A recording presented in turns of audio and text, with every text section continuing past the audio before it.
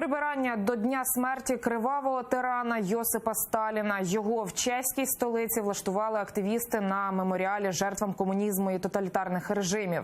Акцію назвали «Антисталін». Для кримськотатарського народу злочин радянського диктатора Сталіна коштував надто дорого. Саме він своїм наказом у 44-му депортував кримських татар з їхньої батьківщини, Криму, і тим самим знищив чи не половину народу.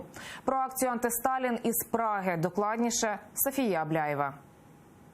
Це Празький Малий Град, меморіал жертвам комунізму. 7 бронзових фігур спускаються сходами. Кожна наступна статуя більш зруйнована. У них зникають обличчя, кінцівки, в тілах з'являються тріщини. Це символ того, як люди і цілі народи постраждали від тоталітарного режиму.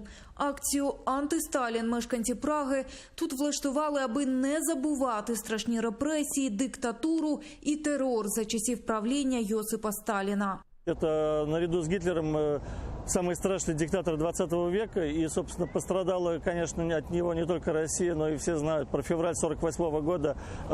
История Чехословакии пошла совершенно в другую сторону. Все мы помним про депортацию крымских татар в 44 году, про СМЕРШ власовцев и казнь русской миграции в 45-м. Эта символическая уборка, она обозначает незабвение. То есть мы должны очищать нашу память от псевдоисторических наслоений и помнить о тех преступлениях. Вспомнить о жертвах тоталитарных режимов и сделать уборку на этом памятнике, который сделал чешский скульптор пан Зоубек, тоже который страдал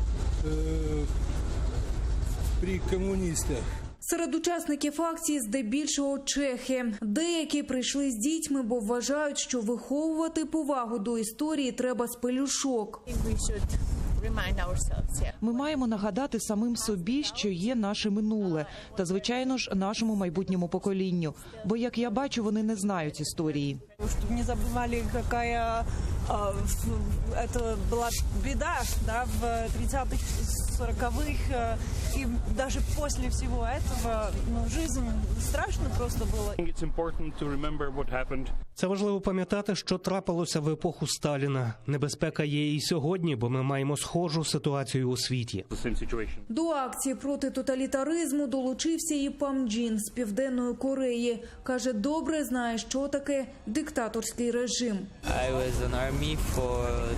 Я служив у корейській армії 2 роки тому. Служив на передовій близько до кордону з Північною Кореєю. Там я бачив багато конфліктів, пов'язаних з придушенням демократії. Саме тому прийшов сьогодні. Перша акція «Антисталін» відбулася у Празі торік. Її організатори – російські політемігранти. Сподіваються, що згодом вона стане міжнародною.